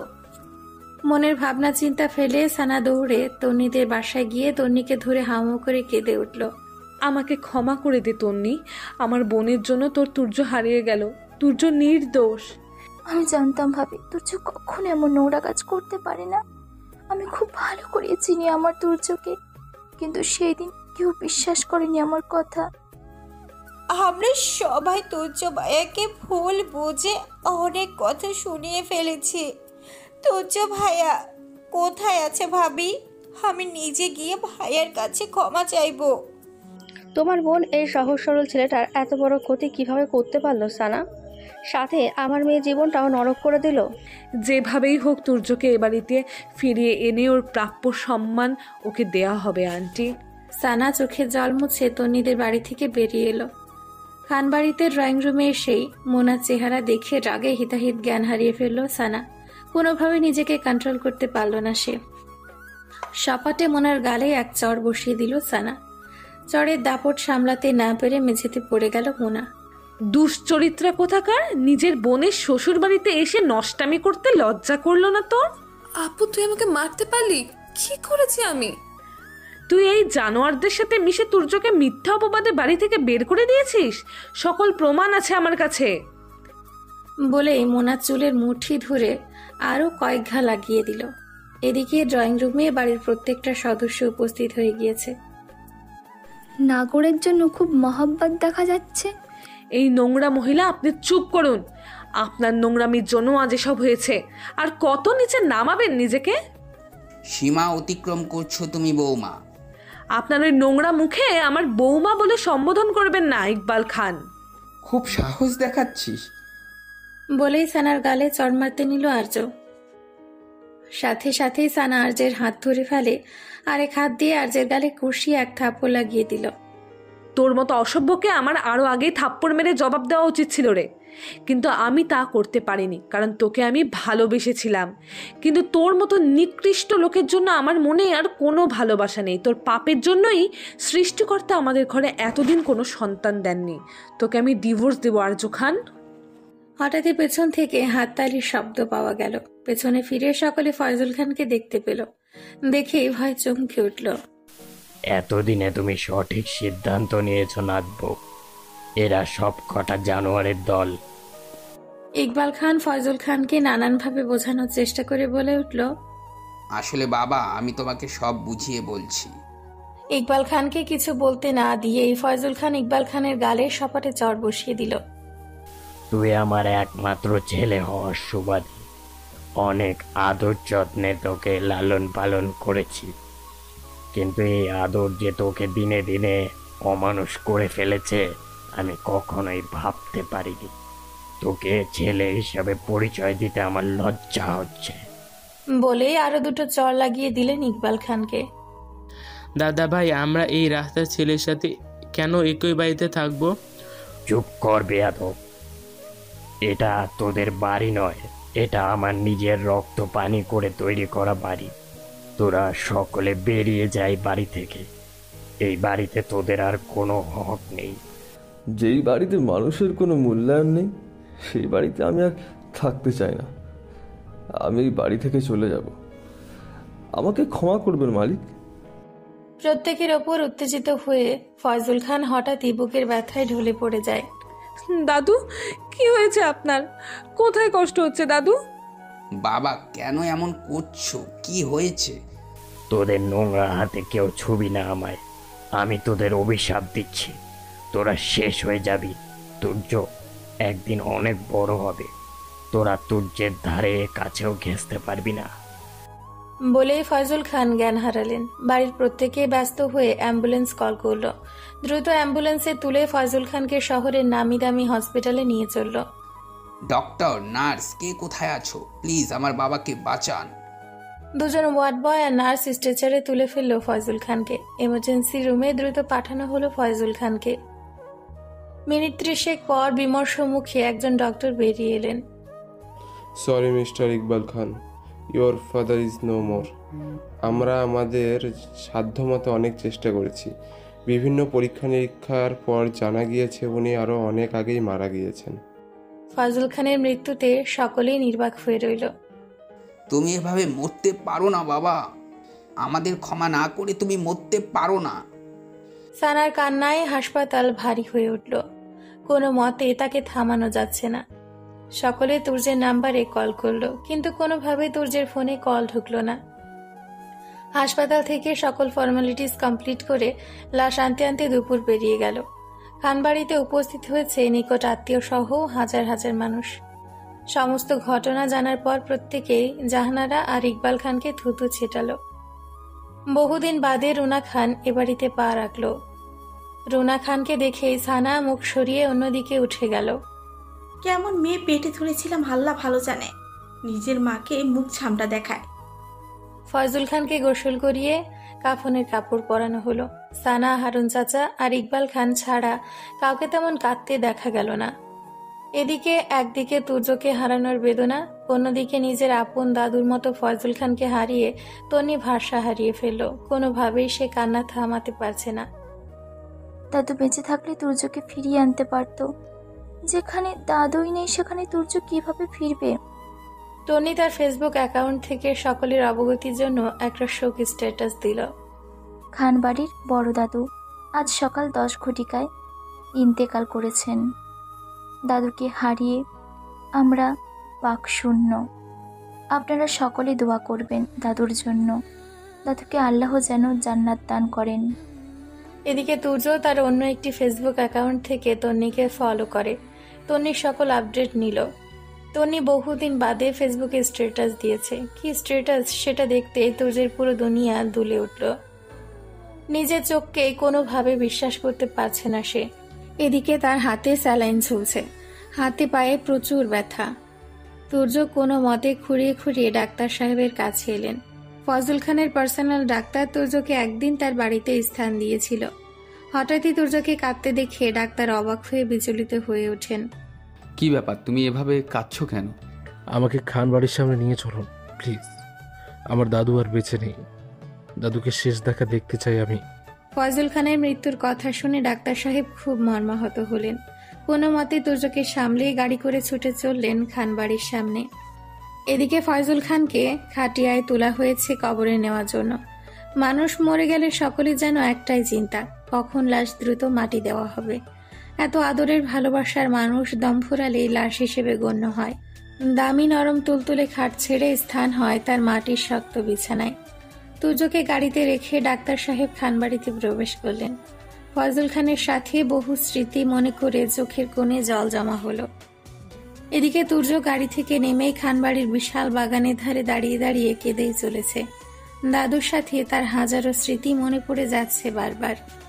দাদু তাকে কত আদর ভালোবাসা দিত, সেই দাদুই তাকে ভুল বুঝে দুনিয়া ছেড়ে চলে গেল। তুর্যকে একটিবার নির্দোষ প্রমাণ করার সুযোগও দিল না। খাটিয়ায় লাশ তুলে কাঁধে করে কবরের উদ্দেশ্যে নিয়ে যাওয়া হচ্ছে। তুর্য দাঁড়িয়ে দাঁড়িয়ে সব দেখলো, কিন্তু কাছে যেতে পারল না, কারণ তার দাদু বলে গিয়েছে তুর্য যেন এবারে ত্রিসীমানায় আর কোনোদিন পা না রাখে। রাত 9টার মধ্যে ফয়জুল খানকে কবর দিয়ে সবাই যার যার মতো বাড়ি ফিরে গেল। তুর্য লুকিয়ে লুকিয়ে ফয়জুল খানের কবরের কাছে আসলো। ফয়জুল খানের কবরের মাটিতে হাত বোলাতে বোলাতে ডুকরে কেঁদে উঠল তুর্য। তোমার শেষ বিদায়ে কেন আমাকে কাছে থাকতে দিলে না দাদু? আমাকে এতটা অবিশ্বাস করলে তুমি? তোমাকে তোমাকে ছাড়া আমি কিভাবে বাঁচবো দাদু? কথা বলো দাদু, ও দাদু, কথা বলো। হঠাৎই হারুন চাচা কবর পাড়ে এসে তুর্যকে দেখে অবাক হয়ে যায়। তুর্য দাদু ভাই, তুমি এখানে? হারুন চাচাকে দেখে তুর্য আরো জোরে কেঁদে ওঠে। এটা কি হলো ছোট দাদু? আমার দাদাভাই আমাকে একা করে চলে গেল। আমি কি নিয়ে বাঁচবো? দাদু ছাড়া তো এই দুনিয়ায় আমার আর কেউ নেই দাদু। তুর্যের কান্নায় বৃদ্ধ হারুন ফুপিয়ে কেঁদে উঠলেন। তুর্যকে সান্ত্বনা দেবার ভাষা তার জানা নেই। তোমাকে তাড়িয়ে দিয়ে তোমার দাদু ভালো থাকতে পারেনি। তোমার চিন্তায় তার বুকে ব্যথা শুরু হয়ে গিয়েছিল। কিন্তু বড় বৌমা যখন সকল প্রমাণ সামনে আনলো, তখন আর মালিক নিজেকে ক্ষমা করতে পারেনি। ইকবাল খানের সাথে তর্কাতর্কি করতে গিয়ে হার্ট অ্যাটাক করে ফেলেন। অ্যাম্বুলেন্সেই মারা গিয়েছে তিনি। এরা সকলেই খুনি হারুন দাদু। এরা আমার দাদাভাইকে খুন করেছে। আমি এদের কাউকেই ছাড়বো না, কাউকেই ক্ষমা করবো না আমি দাদু। হারুন চাচা তুর্যকে খানবাড়িতে ফিরিয়ে নেবার জন্য বহু অনুরোধ করেন। তোমার জন্য সানা বৌমনি ভালো নেই দাদু।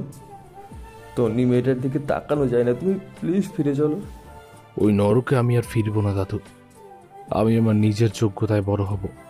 আমি এই খানবাড়ির মানুষের চাইতেও বেশি টাকা রোজগার করে দেখিয়ে দেব। বলে তুর্য খুঁড়িয়ে খুঁড়িয়ে হারুন চাচা থেকে বিদায় নিয়ে চলে যায়। হারুন চাচা নিজের ব্যাগপত্র গুছিয়ে ড্রয়িং রুমে দাঁড়িয়ে আছে। সে কি চাচা, তুমি কোথায় যাচ্ছ? এই নরক থেকে বিদায় নিচ্ছি বাবা। এই নরকে কোনো মানুষ থাকতে পারে? সব অমানুষে ভর্তি এই বাড়ি। তুমি প্লিজ যেও না হারুন চাচা। বাবাকে হারিয়ে আমরা একা হয়ে গেছি। তুমি চলে গেলে আমরা শূন্য হয়ে যাব। এই বাড়িতে আর থাকতে চাই না বাবা। অনেক কিছু সহ্য করে বাড়িতে ছিলাম তোমার বাবার দুর্যের জন্য। আজ তারা নেই, আমি আর থেকে কি করব? কাউকে কিছু বলার সুযোগ না দিয়ে হারুন চাচা আবারও বলে উঠলেন, তোমরা ঘোর পাপ করেছো বাবা। ঈশ্বর তোমাদের অবশ্যই কঠিন শাস্তি দেবে। তোমরা ধ্বংস হয়ে যাবে। বলেই হারুন চাচা তার সকল জিনিসপত্র নিয়ে বাড়ি ছেড়ে কাঁদতে কাঁদতে চলে গেলেন। 1 সপ্তাহ কেটে গিয়েছে ফয়জুল খানের মৃত্যুর। জাহানারা বেগম আর তার ছেলেদের মধ্যে সেরকম কোনো শোকের আভাস দেখা যায় না, কিন্তু ইকবাল খান অনেকটাই ভেঙে গিয়েছেন। আর এদিকে দাদু আর ভাই সমতুল্য তুর্যকে হারিয়ে সানা সারাক্ষণ কেঁদেই চলেছে শুধু। কেন এভাবে চলে গেলে বাবা? আমার পাপের কারণে তুমি চলে গেলে। শেষে ক্ষমাটা চাইবারও সুযোগ দিলে না আমায়। বেঁচে থাকতে তো আপনারা কেউই তার মূল্যায়ন করেননি, মৃত্যুর পর কেন এত আফসোস করছেন? নিজের শ্বশুরের সাথে কি অসভ্যতামি সানা? হঠাৎ নিজের মায়ের কণ্ঠস্বর শুনতে পেয়ে কান্নার বেগ বাড়ে সানার। এসো মা এসো, দেখো তোমার মেয়ের কুকীর্তি আর মিথ্যে বদনামে কি হাল হয়েছে এবারের। 2 জন মানুষকে একসাথে খুন করেছে তোমার মেয়ে। তোমার ওই জঘন্য মেয়েকে নিয়ে এক্ষুনি বিদেয় হও। চলে যাওয়ার জন্য এখানে এসেছি নাকি? একদম খাটি গেড়ে সারা জীবন বসে বসে খাপাও। ভালোই হয়েছে, 2 আপদ চিরতরে বিদায় হয়েছে। জাহানারা এতক্ষণ চুপ করেই ছিলেন। নিজের স্বামী আর ছেলের বউয়ের অতি দরদে জাহানারা বেগমের শরীরে ফোসকা পড়ে যাচ্ছে যেন।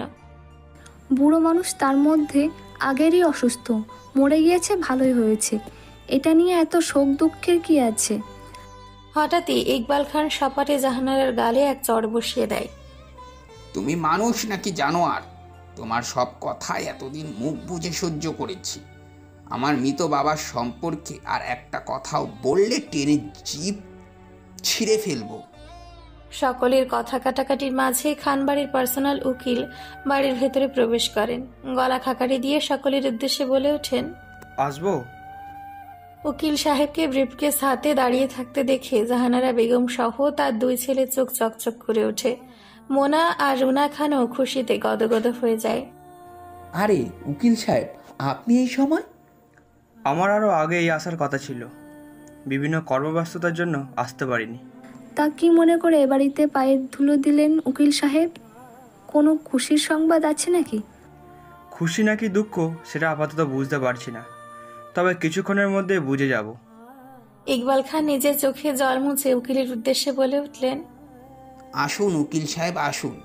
আমি এখানে বসতে আসিনি, এসেছি কিছু এমার্জেন্সি কথা ছাড়তে। কি কথা উকিল সাহেব? সোফায় বসতে বসতে উকিল সাহেব তার ব্রিফকেসটি খুললেন। এরপর একটি উইল বের করে সকলের উদ্দেশ্যে বলে উঠলেন, এটি ফয়জুল খানের শেষ উইল। উনার মৃত্যুর আগে উনি ওনার সকল সম্পত্তি লিখে দিয়ে গেছেন। সম্পত্তির কথা শুনে সকলের চোখ চকচক করে উঠল। একজন আরেকজনকে গুঁতো মেরে উকিলের কথার দিকে দৃষ্টি প্রয়োগ করলো।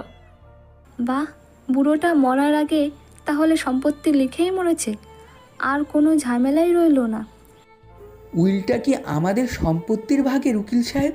আমাদের সম্পত্তি মানে? বাবা আমাদের সকলের জন্য সম্পত্তি লিখে দিতে চেয়েছিলেন, কিন্তু উনি তো আরও বছর দুয়েক আগেই এই বাড়ির মেজ ছেলে তুর্যের নামে সবকিছু লিখে দিয়ে গেছেন। উকিল সাহেবের কথায় সবে যেন আকাশ থেকে পড়ে। সকলেই বাকশূন্য হয়ে উকিলের দিকে তাকিয়ে থাকে। আপনার মনে হয় কোথাও কোনো ভুল হচ্ছে উকিল সাহেব? না, আমার তো ভুল হবার কথা না। এই যে দেখুন উইল, চাইলে আপনারাও পড়ে দেখতে পারেন। আর্য দৌড়ে এসে উকিলের হাত থেকে উইলটা এক প্রকার কেড়ে নিয়েই পড়তে শুরু করলো।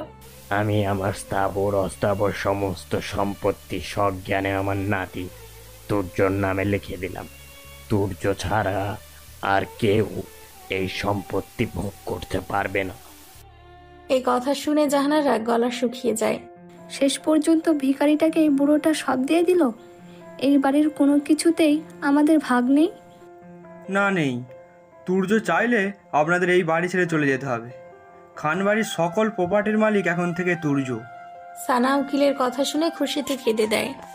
দাদু, আপনি পৃথিবীর সবচেয়ে ভালো কাজটাই করে গিয়েছেন। এসব কিছুই মোনা আর রুনা খান দাঁড়িয়ে দাঁড়িয়ে দেখছিল। হঠাৎই মোনা বলে ওঠে, বললেই হলো নাকি সবকিছুর মালিক তুর্য? চাইলেই তো উইল বদলানো যায়। উকিল সাহেব মোনার কথায় হা হা করে হাসলেন। এরপর মোনাকে কঠিন সুরে বললেন, আপনি কে তা আমি জানি না, জানার আগ্রহও নেই, কিন্তু আমার মনে হচ্ছে আপনি খুব কুটিল প্রকৃতির মেয়ে মানুষ। মেয়ের এমন অপমানে রুনা খান কিছু বলতে নেবে তার আগেই সূর্য বলে ওঠে, উকিল সাহেব, কোনোভাবে কি তুর্যর নাম পরিবর্তন করে আমাদের নাম বসানো যায় না?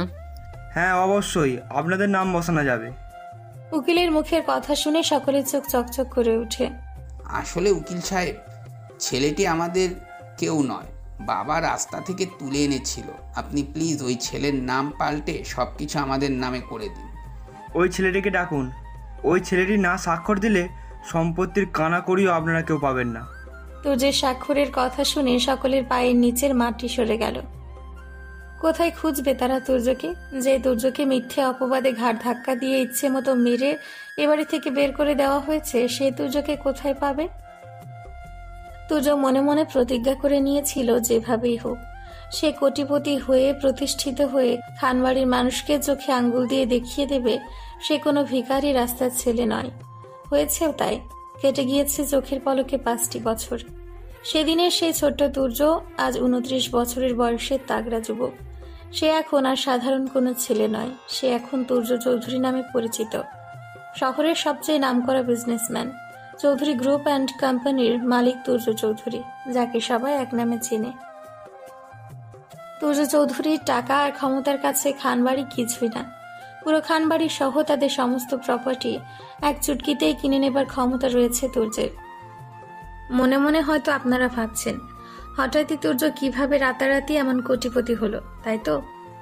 ওই যে ডাক্তার সাহেব তুর্যকে আশ্রয় দিয়েছিল, মনে আছে? তার একটা ডাউন লস মার্কেট কাপড়ের বিজনেস ছিল। তুর্য সেই কোম্পানিকে তার শ্রম আর বুদ্ধির জোরে 2 বছরের মধ্যেই প্রচুর লাভবান করে ফেলে। শুধু তাই নয়, সে প্রফিটের টাকা দিয়ে তুর্য আরেকটি কোম্পানি কিনে ফেলে, সেটাও অনেক লাভবান হয়। সেই ডাক্তার সাহেবের ছেলেই রুদ্র। রুদ্র আর তুর্যের কঠিন পরিশ্রমে আজ শহরে চৌধুরী অ্যান্ড কোম্পানি রাজত্ব করে বেড়াচ্ছে। ডাক্তার সাহেব খুশি হয়ে দ্বিতীয় কোম্পানিটা তুর্যকে সাথে সাথে লিখে দিয়েছিলেন। তুর্যকে নিজের ছেলের মতো ভালোবাসেন ডাক্তার সাহেব। রুদ্র আর তুর্য তার কাছে অনেক আদরের।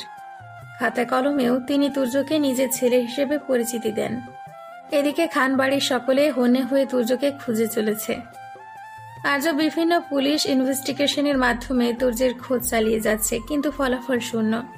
কোথাও তুর্যকে খুঁজে পাওয়া যাচ্ছে না। ছেলেটা গেল কোথায়?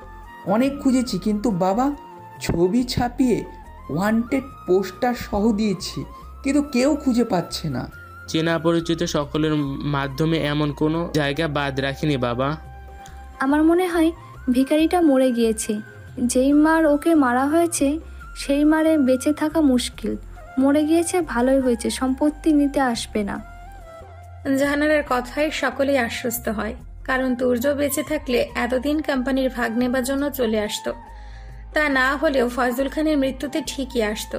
যেহেতু এর কোনোটাই হলো না, তার মানে সে বেঁচে নেই।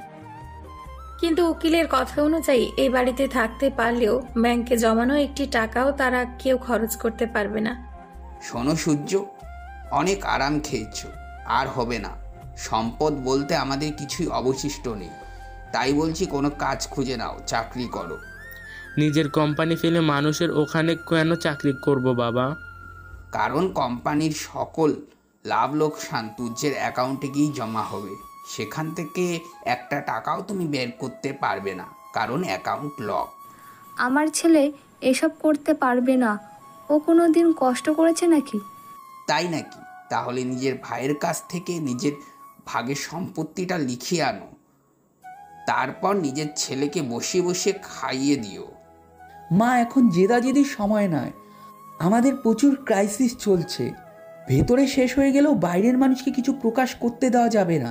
তাই বলছি, দয়া করে মুখ বন্ধ করো। আমার মুখ না হয় বন্ধ করলি, নিজের বইয়েরটা কিভাবে করবি? আমার বইয়ের সম্পর্কে আর কোনো কথা তোমার থেকে শুনতে চাই না মা, প্লিজ। এমনিতেই অনেক চিন্তার মধ্যে আছি। দয়া করে সংসারে নতুন কোনো অশান্তি এনো না। ছেলের এমন অপমানজনক কথায় লজ্জায় লাল হয়ে গেলেন জাহানারা। যে ছেলে মায়ের ভক্ত ছিল, সেই ছেলে এখন কথায় কথায় মুখে জবাব দেয়। এদিকে সানা তনি বসে আছে। তনি অঝরে কেঁদেই চলেছে। তুর্য যাবার পর থেকে এই কান্না শুরু হয়েছে। এখনো তনি নিজেকে সামলে উঠতে পারেনি। এভাবে কাঁদিস না তন্নি, সূর্য ঠিক ফিরে আসবে। সূর্য তোকে ভুলে এতদিন থাকতেই পারবে না। তুর্য আমাকে ভুলে গিয়েছে ভাবি, না হলেও এতদিন ঠিকই ফিরে আসতো।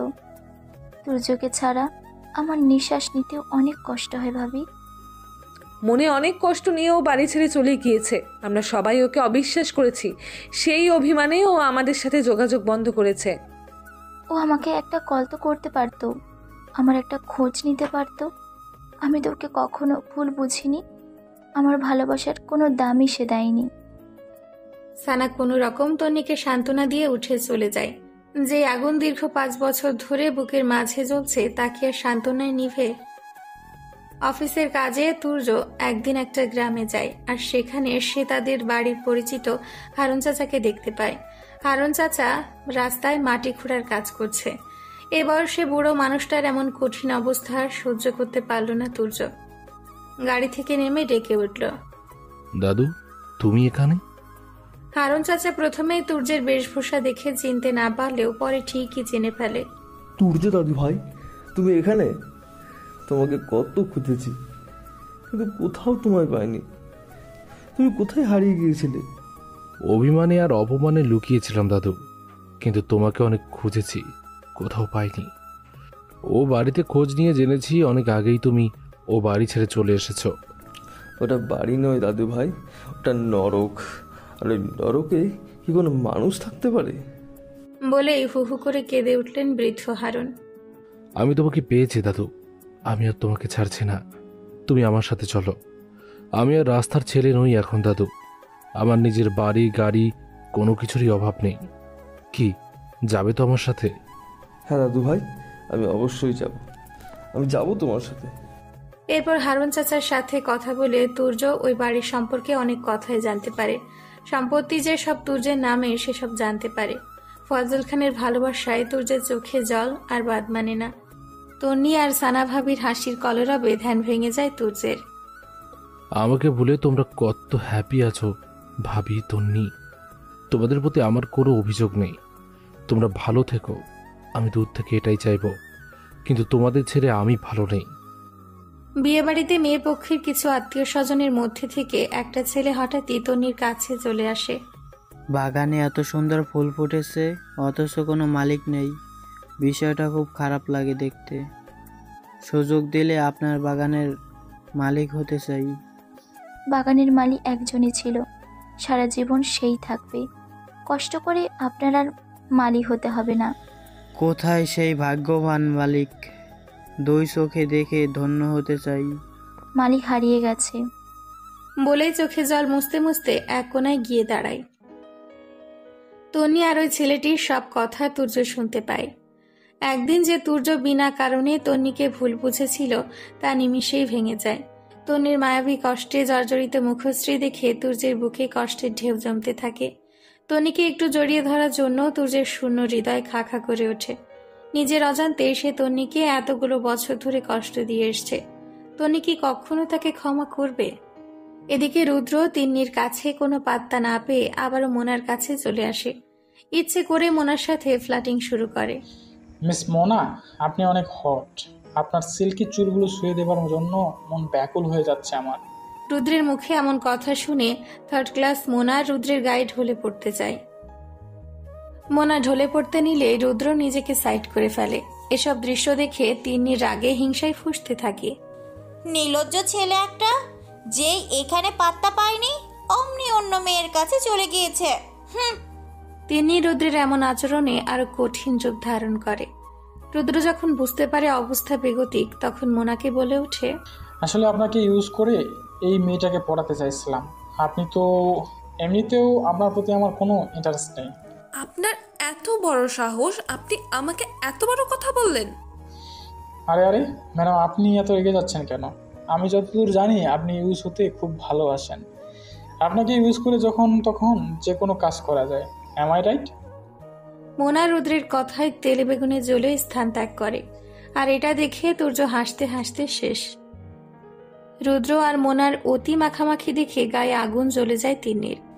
বেটা হারামি, আমার কাছে পাত্তা না পেয়ে এখন আরেকজনকে পটাচ্ছে বলে মুখ বাঁকা করে অন্যদিকে চলে যায়। এদিকে রুদ্র বারবার তিন্নির রাগ ভাঙানোর চেষ্টা করছে। এই যে নাম না জানা ম্যাডাম, মুখটাকে এমন বাংলার পেঁচার মতো করে রেখেছেন কেন? একটু তো হাসুন।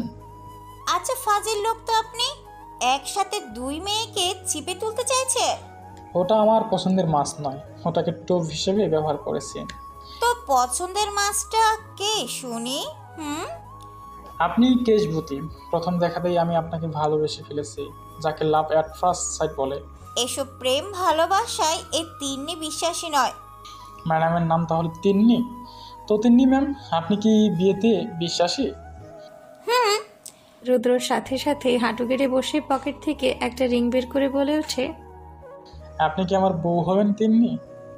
রুদ্রের প্রপোজ দেখে তিন্নি চোখের বড় বড় পাপড়ি ঝাপটিয়ে মাথা ঝাঁকায়। হ্যাঁ, আমি আপনার বউ হতে চাই। এদিকে ফুচকার পালা শেষ করে সানা আর তন্নি আইসক্রিম পার্লারের সামনে এসে দাঁড়ায়। এই মামা, দুটো ভ্যানিলা কাপ আইসক্রিম দাও তো। জি ম্যাম, এক্ষুনি দিচ্ছি। আইসক্রিমওয়ালার কণ্ঠটা সানার কাছে খুব পরিচিত লাগলো। তবুও সেসবে পাত্তা না দিয়ে আইসক্রিমের জন্য অপেক্ষা করতে লাগলো। এই নিন ম্যাডাম আপনাদের আইসক্রিম। সানা হাত বাড়িয়ে আইসক্রিম নেবার আগে আইসক্রিমের চামচ নিচে পড়ে গেল। ছেলেটি সেটা তুলে দাঁড়াতেই তার মুখে থাকা দাড়ির একটি কোনা খুলে গালে ঝুলে রইল। তন্নি আর সানা অবাক হয়ে আইসক্রিমওয়ালার মুখের দিকে তাকিয়ে রইল। এরপর সানা হাত বাড়িয়ে আইসক্রিম নিতে গিয়ে আইসক্রিমওয়ালার হাতের দিকে নজর দিল। আইসক্রিম না নিয়ে চোখে জল ছেড়ে দিল সানা। খপ করে আইসক্রিমওয়ালার হাত ধরে কাঁদতে কাঁদতে সানা বলে উঠল, তুর্য, তুই? কী সব বলছেন ম্যাডাম? কে তুর্য? আমি কোনো তুর্য ফুর্য নই, আমি আইসক্রিমওয়ালা। আমাকে তুই ফাঁকি দিতে পারবি না তুর্য। তোর আংটি দেখেই আমি চিনে ফেলেছি। এটা তো সেই আংটি যেটা দাদু তোকে কলেজের ভালো রেজাল্টের জন্য দিয়েছিল। এসব কি বলছেন ম্যাডাম? আমি আপনার কথা কিচ্ছু বুঝতে পারছি না। আর আমায় ফাঁকি দিস না, ছোট থেকে তোকে দেখে এসেছি আমি, তোকে চিনতে ভুল হওয়ার কথা না আমার। তনি হঠাৎই আইসক্রিমওয়ালা ছেলের অর্ধেক খুলে যাওয়া দাড়ি ধরে টান দিতেই পুরো দাড়ি গোঁফ খুলে আসে। কেন এভাবে ধোকা দিচ্ছ আমাদের? কি অপরাধ করেছি আমরা তোমার? আমাকে এভাবে কেন কষ্ট দিচ্ছ তুর্য? হঠাৎই তনি জোরে জোরে চিল্লিয়ে চিল্লিয়ে তুর্যের নাম ধরে ডেকে ডেকে কেঁদে ওঠে। এদিকে রুদ্র তন্নির কান্না অনুসরণ করে সামনে তাকাতেই চোখ ছানা বড়া হয়ে যায়। সে জানে তুর্য বিয়েবাড়ির কোথাও না কোথাও উপস্থিত হয়েছে, কিন্তু তাই বলে আইসক্রিমওয়ালার ছদ্মবেশে এসেছে ভেবে ঢোক গিলল রুদ্র। রুদ্র সবকিছু ফেলে তুর্যের কাছে এসে দাঁড়ায়। তুই এই আইসক্রিমওয়ালার ছদ্মবেশে এখানেই ছিলি? আর আমি তোকে কথায় কথায় খুঁজে চলেছি। ছদ্মবেশ ছেড়ে এবার তো নিজের ফর্মে আয়। আইসক্রিমওয়ালার পোশাক একটানে খুলে ফেলল তুর্য। ভেতর থেকে বেরিয়ে এলো দামি স্যুট বুট পরা আভিজাত্য রূপ, চুলগুলো জেল দিয়ে সেট করা, হাতে ব্র্যান্ডেড রোলেক্সের ঘড়ি, জিম করা বডি। আগে তুর্য আর এই তুর্যের মধ্যে রাত দিন তফাৎ। এই কয়েক বছরে নিজেকে এভাবে বদলে ফেলেছে তুর্য। তুর্যকে এমন অবস্থায় দেখতে পেয়ে খানবাড়ির প্রত্যেকেই তুর্যের কাছে এসে ভিড় জমায়। তুর্য বাবা, তুই এইখানে? আপনার বোধহয় কোথাও ভুল হচ্ছে ম্যাডাম, আমি আপনার পরিচিত কেউ নই। তুই আমাকে ক্ষমা করে দে তুর্য বাবা, আমরা তোর প্রতি অনেক অন্যায় অত্যাচার করে ফেলেছি। আপনারা খুনি, আমার দাদুকে আপনারা খুন করেছেন। আমি কখনোই আপনাদের ক্ষমা করব না। কি হয়েছে না হয়েছে সব ভুলে আমাদের ক্ষমা করে দে বাবা। তোমাদের দেয়া প্রত্যেকটা আঘাতের চিহ্ন আমার শরীরে এখনো রয়েছে। সেসব দেখলে আমার তোমাদের কুৎসিত রূপ চোখে ভাসে, মন থেকে কোনো ক্ষমা আসে না। ভাবিকে মাফ করে দে না তুর্য, না বুঝে ভুল করে ফেলেছি। তোকে অবিশ্বাস করার শাস্তি তিলে তিলে পাচ্ছি, আর কষ্ট সহ্য হয় না। ক্ষমা করে দে ভাই। তুমি আমার কাছে কখনো ক্ষমা চাইবে না ভাবি। এই দুনিয়ায় তুমি আমার মায়ের মতো। আমি তোমাকে অনেক ভালোবাসি। আমার জন্য অনেক কষ্ট সহ্য করেছো তুমি। তোমার উপর আমার কোনো অভিযোগ নেই। তনি হঠাৎই তুর্যের শার্টের কলার খামচে ধরে। কেন এতদিন কাপুরুষের মতো লুকিয়েছিলে? কেন আমার ভালোবাসা নিয়ে খেলেছো? কি অন্যায় ছিল আমার? সবাই যখন তোমাকে অবিশ্বাস করে দূর দূর করছিল, একমাত্র আমিই তোমায় বিশ্বাস করেছিলাম। আমার এই অগাধ বিশ্বাসের এই প্রতিদান দিলে তুমি তুর্য? আমার কথাটা তো শুনবে তন্নি। কোনো বেঈমান স্বার্থপরের কথা শোনার ইচ্ছে নেই আমার। তুর্য তন্নির হাত ধরে কেঁদে বলে ওঠে, প্লিজ তন্নি, বোঝার চেষ্টা করো। আমি তোমাকে সবসময় ফলো করতাম, তোমার সকল খবর রাখতাম, কিন্তু তোমার সামনে দাঁড়ানোর সৎ সাহস আমার ছিল না। তোমার মতো প্রতারকের কাছ থেকে আর কোনো বানানো গল্প শুনতে চাই না। বলে চোখে জল মুছতে মুছতে বিয়ের আসর ছেড়ে বেরিয়ে যায়। এদিকে খানবাড়ির প্রত্যেকের মনে একই প্রশ্ন ঘুরছে, তুর্য কিভাবে এত বড় লোক হলো? ভাইয়া, তুমি এত টাকা পয়সার মালিক কিভাবে হলে? কেন, তোর জ্বলছে? তোর সাফল্য জানার খুব আগ্রহ হচ্ছে বাবা। বাবা না ডেকে তুর্য চৌধুরী বলুন। আর আমি আমার এই সাফল্য পরিশ্রম আর মেধা খাটিয়ে অর্জন করেছি। এই অমানুষগুলোর সাথে তুর্যের আর এক মিনিটও কথা বলতে ইচ্ছে হচ্ছে না, তাই তুর্য রুদ্রকে ডেকে উঠল। চল রুদ্র, এই নর্দমায় আমার দম বন্ধ হয়ে আসছে, বাড়ি ফিরতে চাই। তুর্য রুদ্রকে নিয়ে ভরা বিয়ের মজলিস থেকে চলে যেতে নিলে সবাই এসে বাধা দেয়, কিন্তু তুর্য সেসব তোয়াক্কা না করে বাইরে বেরিয়ে এসে তার দামি ব্র্যান্ড নিউ মার্সিডিজ গাড়িতে উঠে চলে যায়। এদিকে তুর্যকে এরূপে দেখে মোনা চোখের ঘুম উড়ে গিয়েছে। কোনোভাবেই তুর্যের হট বডির কথা সে ভুলতে পারছে না। ইস, একবার যদি তুর্যকে ছুঁয়ে দেখতে পারতাম। কি স্মার্ট আর ড্যাশিং হয়েছে তুর্য। যেভাবেই হোক তুর্যকে আমার চাই চাই চাই। এরপর মোনা সূর্যের থেকে ঠিকানা নিয়ে তুর্যের অফিসে চলে আসে। এই দাঁড়ান, আপনি কে? আর বসের রুমের দিকে যাচ্ছেন কেন? তোমার বসের অতি পরিচিত শুভাকাঙ্ক্ষী আমি। পেছন থেকে তুর্য, মোনা আর সিকিউরিটির সবগুলো কথা শুনে ফেলে। তাই নাকি? তুমি আমার শুভাকাঙ্ক্ষী। আবার কোন প্ল্যান সফল করতে এসেছো টাকার বিনিময়ে? তুর্য, আমি আমার পূর্বের ভুলের জন্য তোমার কাছে ক্ষমা চাচ্ছি। আমি ভুল করেছি, আমাকে ক্ষমা করে দাও। ভালো ভালো এখান থেকে বেরিয়ে যাও, নাহলে সিকিউরিটি ডেকে ঘাড় ধাক্কা দিয়ে বের করে দেবো। মোনা হঠাৎই তুর্যের বুকে ঝাঁপিয়ে পড়ে কেঁদে ওঠে। প্লিজ তুর্য, আমি সত্যি লজ্জিত। তোমাকে দেখার পর আমার ঘুম হারাম হয়ে গিয়েছে। আমি কোনোভাবেই তোমাকে ভুলতে পারছি না। বেরিয়ে যাও এখান থেকে নোংরা মেয়ে। ভবিষ্যতে আর কোনোদিন আমার কাছে ঘেসবে না, তাহলে এর পরিণাম ভয়াবহ হবে। এদিকে রুদ্র আর তিন্নি একটা রেস্টুরেন্টে বসে আছে। এভাবে লুকিয়ে দেখা করতে ভালো লাগে না তিন্নি। আমি তোমার বাড়িতে বিয়ের প্রস্তাব পাঠাতে চাই। আশা করি তোমার বাবা অমত করবে না। আমি চাই আগে তন্নি আপু আর তুর্য ভাইয়ের বিষয়টার সমাধান হোক, তারপর আমাদেরটা দেখা যাবে। তোমার বোন তো সেই খেপেছে তুর্যের উপর, তাহলে কিভাবে ওদের বিয়ে হবে? আমি সেসব জানি না, তুমি তুর্য ভাইকে বোঝাও, আমরা আপুকে ঠিক ম্যানেজ করে নিব। সানার কাছে বসে বসে তন্নি কাঁদছে। যেই ক্ষত ধীরে ধীরে শুকিয়ে যাচ্ছিল, হঠাৎ তুর্য ফিরে এসে কেন সেই ক্ষত আবার তাজা করলো ভাবি। ভুল তো মানুষেরই হয় বোন, আমারও কম অবিচার করিনি ওর প্রতি। তুর্যের হয়ে আমি তোর কাছে ক্ষমা চাচ্ছি, প্লিজ তুর্যকে ক্ষমা করে দে। তুমি যখন এত করে বলছো, আমি বিষয়টা ভেবে দেখব ভাবি। তুর্যকে একটু রেস্টুরেন্টে রেখেছে সানা। তন্নি অনেক ভেঙে পড়েছে তুর্য, আমি অনেক বুঝিয়েছি ওকে। তুই চাইলে আমি ওদের বাসায় বিয়ের প্রস্তাব পাঠাতে পারি। আমি তন্নিকে ছাড়া বাঁচতে পারবো না ভাবি। যেভাবেই হোক তন্নিকে পাওয়ার ব্যবস্থা করে দাও প্লিজ।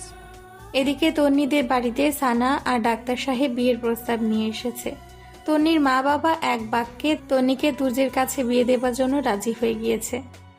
আপনি রাজি থাকলে আমি তিন্নি মামুনির সাথে আমার আরেক ছেলের রুদ্রের বিয়ে দিতে চাই। এ তো খুব আনন্দের সংবাদ।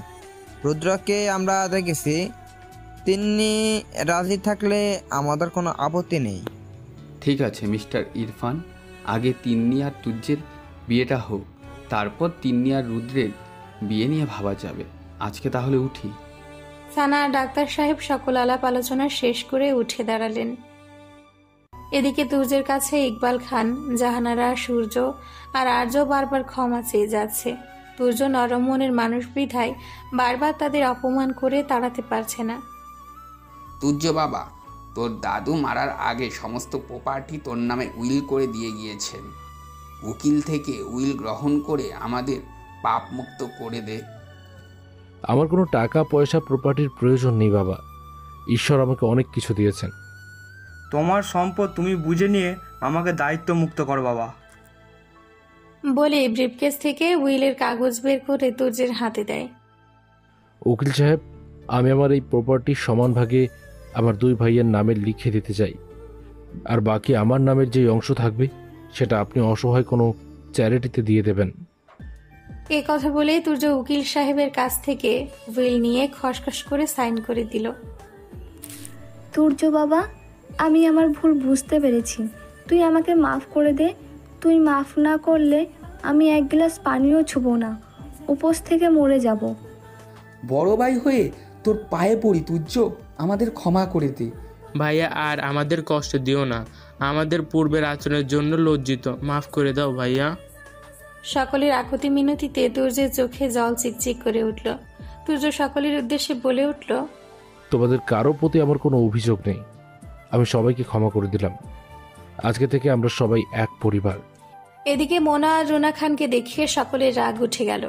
তুর্যকে এ বাড়ি থেকে দূর করতে এই রুনা খানই জাহানারা বেগমকে সবচেয়ে বেশি কুমন্ত্রণা দিয়েছিলেন। মা, আমি চাইবো তুমি তোমার মেয়েকে নিয়ে এই বাড়ি থেকে এখনই এই মুহূর্তে বেরিয়ে যাবে। ভবিষ্যতে আর কোনো দিন মোনাকে নিয়ে এ বাড়িতে আসবে না। নিজের মাকে এভাবে বলতে পারলি তুই? হ্যাঁ পারলাম, এবার বিদেয় হও। হাত জোর করে বলছি, অনেক অশান্তি করেছ এই সংসারে, আর আমি করতে দেব না, আর নয়। পেরিয়ে গিয়েছে 6 মাস। খানবাড়িতে তুর্যের এখন অনেক সমাদর। সকলেই তুর্যকে মেজো ছেলের মতো ভালোবাসে। আর্য, সূর্য তুর্যকে নিজের ভাই বলে সকলের কাছে পরিচয় দেয় এখন। শুধু তাই নয়, তুর্য এ বাড়িতে ফিরে আসার পর খানবাড়িতে সবচেয়ে খুশির একটি সংবাদ এসছে। আর সেই সংবাদটি হচ্ছে সানা দীর্ঘ সংসার জীবন পার করার পর মা হতে চলেছে।